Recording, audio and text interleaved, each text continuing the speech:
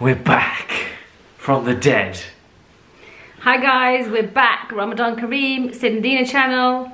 If you're here, you've just come from our last vlog. Or if you haven't just come from our last vlog, then basically what we're doing is the questions are back. The whole sofa questions are back just for this Ramadan. Only for Ramadan. She keeps on going, only for Ramadan. Yeah, because basically every time I ask you guys a question like, oh, what do you want to see from me and Sid? Me and Sid want to do some questions. The most requested thing ever, people are literally just like, just bring the questions back, bro. Stop complicating things and just do the goddamn questions. We're like, give me some ideas for my channel. Everyone's like, just do the questions. Just sit on the sofa and do some questions, bro, because it was entertaining. We thought it'd be pointless to go on our emails and fished out an email because this is going to be months old. Yeah. But what we thought we'd do, because I recently did a Q&A on my... On your channel? Instagram. Not my channel, on my Instagram. Yeah. And one of the most popular questions on there was how to keep a relationship, how to spice up the relationship after 7 years together. So we thought today's Sid and Dina video would be just talking on that, giving our tips, if they're tips or just our kind of experience with it, because I think it's very relevant. For the next video, hopefully we'll have some fresh questions by hopefully then, if you guys can send in your questions.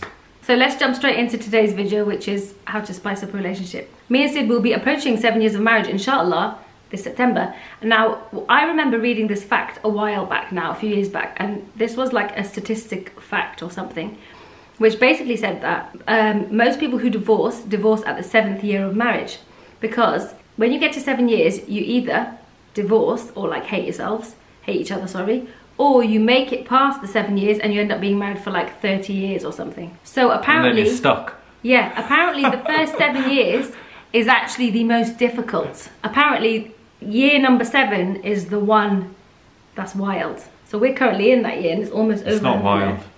It is wild. Year number 7 hasn't been wild. No, as in wild, not like fun wild, as in like wild, like, oh, you have a headache, wild. It hasn't been like that, has it? Oh, hasn't it? Oh. Whoa. You got something to say to me?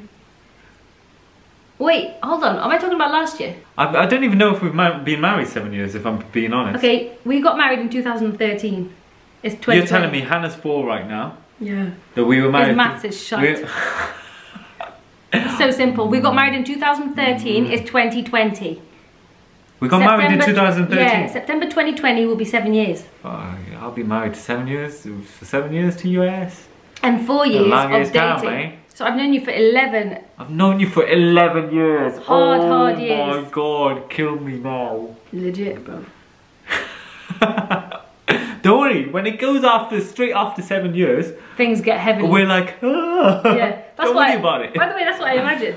I'm literally waiting to hit 7, so we're all like, ah. It's not gonna happen. Sid's gonna give 3 things that he thinks spices up the marriage, or what he likes to do. Oh yeah, I don't know if spices up is the right word. If you're talking about how do you stay the course, I can answer. How do you laugh? By the way, we've got these eclairs. It's Ramadan, obviously. It's Ramadan. We just had iftar.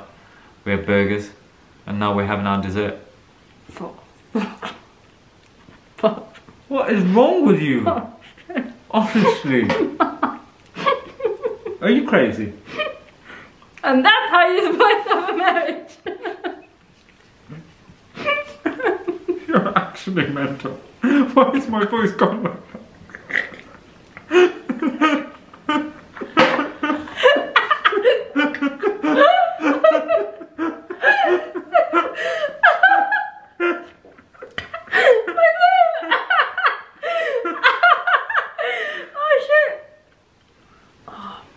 I laugh like a horse, bro. Chill. Why'd you hide your face when you laughed? Because it was donkey mode. I don't even have a plate. Okay, come on. We're gonna sort Let's get ourselves out. Alright. I think one pretty important thing is to wait, I've got a great tip. To be interested in each other's interests. That is a major. That's a major, literally. If you're interested in what your spouse is interested in. So like Sid just pretended to be interested in a TikTok dance. I hate TikTok. with a passion. Honestly, it's the worst thing on the planet. Why? It's so funny. No, I hate the TikTok dances, I'll say. The other videos and stuff like that, yeah, whatever, cool. I'll watch TikTok all day. The dances do my flipping head in, man. I can't. They're all the same. It's all the same dance. It's all this. It's all the same. And then. Like, none of it is different. Yeah. You're all doing the same dance, but to different songs. But it's still so hard to learn. I don't understand. It's the same moves. Anyways, I hate TikTok dances, but I will help you with your shitty TikTok dances. I'm not interested.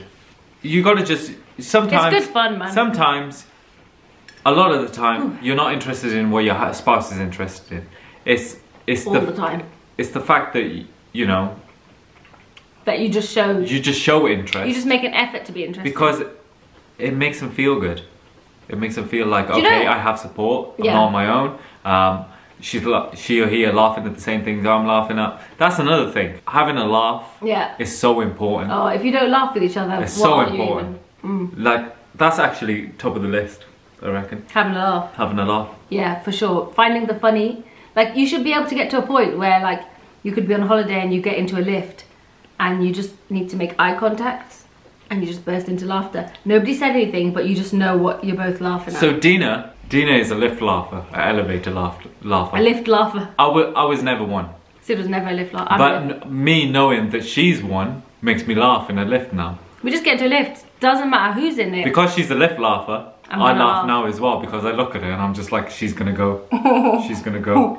And she can't handle it. She starts laughing her flipping head off. Yo, do you remember when I was in the lift and I was literally dying for no reason? I was like, for no reason. And imagine this. Literally right? no reason. No, you think that one other person is in there. The lift is packed. The lift is packed. She's laughing in someone's ear. Oh my god, I'm like dying. So your first thing you said was laughing, and then you also said making an effort to be interested in each other's interest. So for example, I really love it when Sid talks to me about what his aspirations are, like career-wise and his work ideas, like his personal projects and stuff. I love it when he talks about that stuff.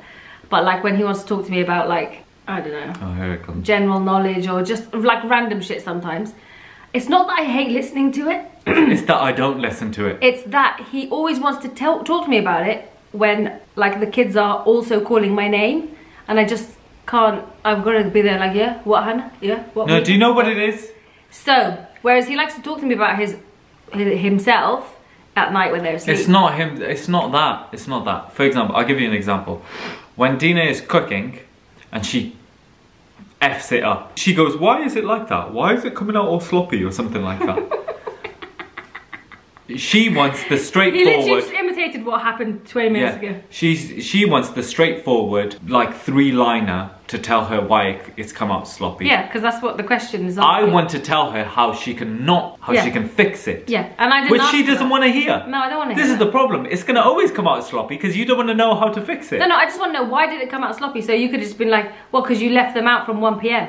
Done. And next time I'd be like, right, so I just get them prepared just before I cook. I tend to come up with the facts of why that happened. Yeah. And how you can prevent it from happening. Yeah. And when she's just like, I've zoned out, I'm looking at him like... And I'm just like, you're not listening, are you? Yeah, and I'm like, no, I'm not. Because you lost me ages ago, honey. Like, that was not the answer to my question. And that is Sid in a nutshell. That is literally me. And you can ask anyone, ask any of his family members as well. That is literally Sid. They'll look at him like... Maliha will ask you a question, a business related one. Just a simple, straightforward question. And I got the answer in my head straight away. And then you'll be like... No, I'll tell her the answer, but I'll explain to her the reason for doing it that way. But you'll tell them the answer at the end of the explaining. Wallahi, you do. And they'll just like... Well, you want to know the reason why you do certain things or why certain procedures and there's a reason for doing certain things. What was the reason? I don't know what the reason was. What was the reason? I don't know what the reason was. TikTok reference. Okay, I've got a really good tip, which always works for me and Sid. And that is, before Corona, I would disappear for 2 or 3 days with the kids. I'd take the kids with me. That was a good one. I'd go away for like 2 nights, minimum 2 nights, sometimes 3 nights. I'd normally go to my grandma's in Cornwall, take the kids for a mini break, or maybe I'll go away with Mama. That hasn't happened in ages, but most of the time we'll go to Bude and go visit my grandma without Sid. And we'll go for like 3 days, and that spices things up straight away because it's like so a reset. Yeah, it's like a reset, and like when we come back, he misses he misses me, he misses the kids. Yeah. When just before we left, maybe things were getting really stressful and we were just tired from each other, tired from like the routine and everything. That's a big one. That's a big one. Go away. That's a big one for me actually, because you go away with the kids. You don't go anywhere. I don't. That's the thing. I don't. I'm a house hobbit. I don't like to go. I bet a lot of couples, they both go away. So sometimes like the husband needs to go somewhere for a few days, and then the wife might go somewhere for a few days. But I'm the only one who goes places. But do you know, if you're in a relationship where both you and your partner are both unsociable people who are house hobbits who like to unsociable. Is that a word? Yeah. Who are house hobbits who don't like to go anywhere and blah blah blah and just like to stay home, I would say, Mama. Oh my God, it's Mika. He's saying Mama. He's awake.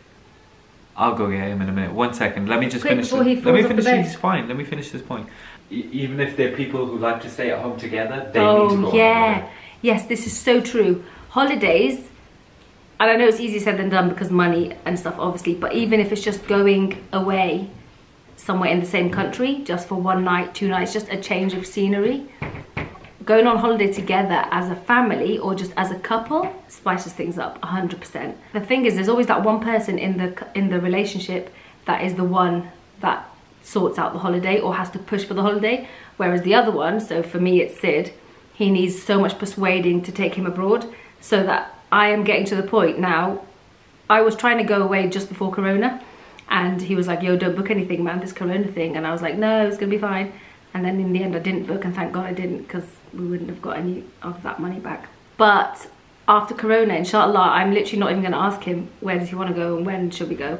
I'm just going to organise it all, and we're all going to go as a family, me, Sid, Hannah and Mika, because you all just need that. And even though I know for parents, it's, you know, it's not really a holiday when you're taking your kids, but it's a change of scenery for the kids as well, and for you guys as a family unit. And like when I think back to our last family holiday when we went to Dubai, honestly, the best trip ever. So nice, and it did so much good for us and for the kids and for us as a couple as well. So even if one of you is completely like, I want to stay home, things like that, the other one just has to ignore that and just be the one to take the step and go away and make sure you guys go away. Innit? Because if I listen to you, oh, I don't know what you just said. But if I listened to you, we would have never travelled anywhere since the beginning of our marriage. And I would be wrong in that. Yeah, because when I go on holiday, I enjoy it. Yeah, he's happy that we did it in the end. So it's just now when I'm saying to him, oh, let's go here, let's go back to Dubai, let's go to Greece, let's do this, he's just like, oh. But once we've booked it and once we've got off that plane and checked into the hotel, he's like, oh, sick. Holidays are so important, even if it's, you know, just going 2 hours away. It's so important. I've got a big tip. Understanding where your partner is coming from. So whether it be in an argument or whether it be them making a point in something or blah blah blah. Even if you're a stubborn arsehole, if you just try your hardest to think, okay, let me just look at it from their perspective. I know for a lot of people it's a hard thing to do, you know? Honestly, I don't do it. You do it sometimes. No, I actually really never. It honestly ruins marriages. It honestly does. Like, okay, I'm a person who a lot of time I think I'm Sound right. like battery again. What's going on? Yeah, I know. I don't know what's going on. A lot of time I think I'm right or whatever, but deep down, you know you're not. No, it's not deep down. I know I'm not. A lot of times, when I'm like reflecting and stuff, I'm like, okay, let's just think, where is she coming from? Let me just think about that for a second, because I know myself. I know I'm stubborn. I can be like, I know everything on the planet. You're wrong. Blah blah blah. It's a normal man thing. So it's a good place to put yourself in, to think about what your spouse is feeling, or what they, you know what I mean? No, I do it actually. What they're feeling at the time you have an argument, blah blah blah. Or what are their feelings? Not just think, oh, they've got this plan going on. or they're trying to. At the end of the You day, are guilty of that. Sid, sometimes when we're arguing or we haven't seen eye to eye, he thinks I've got this big evil plan and I've been planning to do this for I ages. I used to think that. Which is so weird. I used to think that. Well, good you think like that. No, but it's like he thinks I'm like enemy number one. Good you think like that. Good you think like that, because a lot of people don't think like you. A lot of people don't think like you. Don't think like? A lot of people think like me, thinking, oh yeah, people have hatched a plan in this, like. More often than not, that is not the case. Nobody's trying to hatch a plan. Nobody's trying to, let me plan this out. Normally that's just men who hate women in general. I'm talking about women and men at the same time. Oh, Nobody in the relationship is trying to hatch a plan. Sometimes shit just happens a certain way. And it just seems like it. And it seems like it. Like it was dodgy or whatever. That is not the case. And if you actually talk to each other and say, oh, let me hear your side, let me hear your side, you will think, oh, what was I thinking this whole time? Yeah. That's happened a lot. It happens all the time to everyone. You think there's some elaborate plan. 99% of the time, that isn't the case. Yeah, that's true. To make a relationship work, there's sacrifices to be made from both sides. Yeah. Also, there's that. And when you're not getting on, suddenly, if you've made a certain sacrifice, you start resenting the other person, or you start feeling bitter about what you've given up for this person or what you've done for this person. Yeah. When what you have to kind of remind yourself is, see, this is how you get into like enemy mentality. Yeah. And what you have to remind yourself is, no, we are one unit, and what we're doing is working as a team. Yeah, you've both made sacrifices. You've both made sacrifices. It's not like, well, I did this and now I feel pissy because she won't let me have a lie-in or whatever. No, but you're going in for the juggler. I'm just giving in any example. Obviously, it'd be much deeper than that. But in order for it's a partnership. In order for this partnership to work, sacrifices need to be made. Me and Sid, I suppose, it's a unique situation because we work together, and not a lot of people do what we do. So it's a bit random. Yeah. Well, we don't even know what we do, but we make it work somehow. For a lot of other couples, you know, I guess it's like us in the first year of marriage. You would go out to work, and I would be at home doing my work from home, which was making videos, and remember I was selling scarves and stuff. Yeah. And so we were both doing our own things completely. But for a lot of couples that stays like that for the whole time, and then it becomes a little bit of a competition. You've got to think about the dynamics, but what you have to remember is you're a unit, and let's say there's no kids involved. If you're both just chasing careers, and it becomes a competition, like who will get there first, it's like, for example, one side is just like, well, I've got to do this for my career, for me, and this person's, well, I've got to do this for me. Whereas that's good, but you also need to grow together and build something together. So like, we were lucky that we were able to build something together and work on it together, because I suppose what we do is unique. Yeah. For a lot of other couples it's harder, but you guys can build something in other ways, in terms of just like building the family and building the household and building like your futures. Yeah. It's all about what you're doing now as you're younger to build for when you're like retired. Yeah. But anyways, back to the point. I wanted to go back to this point about resentment and stuff like that. Another thing I think is quite important is, do you know when you get into an argument and you're like, well, I do this for you and you did, I do this for you and I do this. Start bringing up things. other people say, either side is saying, oh, I'll do this for you, you need to change that, you need to change that. The thing is, when it comes to change, a lot of couples, they say like, oh, I don't want you to do that, or I don't want you to do this, blah, blah, blah. And if it happens again, then a lot of couples, they just, oh, fuck this, I'm out. You know what I mean? And they give up. Yeah. Oh, or if it's a few occasions, they give up.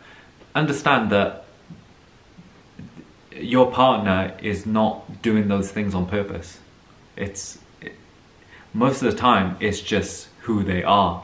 And you might see that as a negative, but maybe it's something that they've just grown up like that, or it's just something they do, or they do something a certain way. Or everybody's got different tendencies. Everybody's selfish might not be selfish to another person. You know what I mean? Obviously, there's people more kinder than others. Yes. You can't tell a person, oh, that's not kind enough. This is what I'm saying. You can't tell one guy that's not kind enough, just because that amount of kindness can be sufficient for him, and he thinks, oh, that I am being kind. He's doing the best of his. He's being as kind as he can to. He's being as kind. That's all they know. They know that's the amount of kindness they have in them. That's all they have in them. That's all they have in them. They get you now. That's the amount of you know, a certain trait you have, that's the only, it's a hard thing to explain, but you know what I'm trying to get at. I get you. That's all they have in them. And when you come... You know this piece of advice? Yeah. You know how you think I'm like not, I'm not like soppy enough?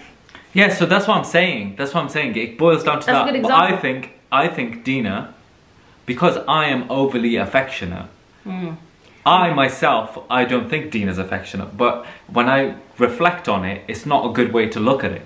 Because obviously she's affectionate. She just have different levels of affection. Yeah, I'm just not as affectionate as you. No, it comes in different places. So I'm glad you realise that. Obviously when I'm arguing, I'm not going to say these things to you, but when it comes to the kids, overly affectionate. Me, not so much. So can you say that I'm not affectionate? You know what I mean? Your affection hits on different levels compared to mine. I can't turn around to you and say, you're not affectionate. So Sid's like affectionate, like he wants to cuddle all the time, or he wants to be affectionate, like all the time. Like it may not be. All the time. Look, it may not be. Whereas mine is like, hey babes, you okay? Yeah. That's my affection. It may not be the affection you're looking for. Every person shows their affection in different ways. It doesn't mean that they don't care just because they're not showing it how you expect them to show it. People show their traits in different ways. That's what I'm getting at. And if you don't see that, if you're just like, I want you to change, it doesn't happen overnight. People can't just change overnight. Like Sid wants me to be more affectionate. And it doesn't just happen. It doesn't just happen because I just didn't grow up as affectionate as you did. The Dina, the affection level of Dina that I see today, compared to a few years ago, is like miles apart. But that's taken how many years? And that's still hard for me to do. That's taken how many years of me telling her, this is what I want, this is what I want, this is what I want. And same for me. Dina's told me for years, okay, I want you to do this, I want you to do this. It doesn't come to me naturally either. It's taken me years to find that stuff natural. Yeah, that's true. You know what I mean? It's difficult. If you're both invested and you care about the other person, it'll work if you give it time. If you're not, and you're just like, okay, I want this fucking quick, and you ain't got no patience for it, then it won't work. Yeah. It just won't. Yeah. Okay. Are you stroking my foot? No. It's the affection right there. I think we've given them loads. We've given you guys... Do you know what? This video could be like 5 hours long. It literally could, because there's so much to talk about, and maybe we can do another part. So let us know if you guys want a part 2. We can elaborate on different things. Maybe you can give us some things. Specific things that you want us to talk about. If you were to do a part 2, it'd have to be specifics. Yeah. Yeah. I've got so much to talk about on this. Yeah, you really do. I really do. Anyways. Okay guys, so send in your questions and we will catch you guys on the next one. And let us know in the comments what you want on the part 2. If there's a part 2. Or we could just be doing regular There will be a part 2. Well, why? It's only during Ramadan this, so let's just bang out as many topics as we can. Yo man, part 2 on this would be sick. If the people want it, the people get 100,000 likes. Oh, fuck it. Alright. 100,000 likes and I'll pick his bogies and eat them live on a YouTube live. On a YouTube live. Guys, if this video, for real, I'll do this now. No man. Wait, I'll actually do this. I don't care. No, you're not going to get 100,000 likes. If this video gets 20,000 likes. No man, 100,000. No, 100,000. You're not going to get 100,000 likes. If this video gets 20,000, which is quite high. That's very high. That's very high. What's the likeage normally? We don't get jack shit for likeage. If this video gets 20,000 likes, then you'll have a part 2. No, then you will get us going live on Sid and Dina after iftar on Ramadan, and I will pick his bogey and I will eat it. I don't think anybody wants to see that. Yeah. This is not going to get a lot of likes. Yeah, they do. Yeah, they do. And you'll get a part 2. They're going to get part 2 anyway, bro. Anyways, guys, we got to go. Sid's got crusty bogies. Stop it. Because there's loads of hair in it. Stop it, man. I'll probably pick one with a hair in it. And you'll see the white head of the hair. Yo, what's wrong with you, man? Am I actually being so gross? Yeah, you're being gross. I am being gross. It'll look like that. The white head. Do you know, I just had this thought in my head. You're releasing all this information. If we ever did split up, I'd never be able to get with anyone. Why? Because you got crusty bogies. Look at these ones with the white head. Don't say things like that. Or you would get with someone. It's a joke, man. Chill. Well, you'd get with someone. That's really rude. About to be an argument. Don't say things like that. It's a joke, man. Chill. I'd be able to get with someone now. Alright, bye.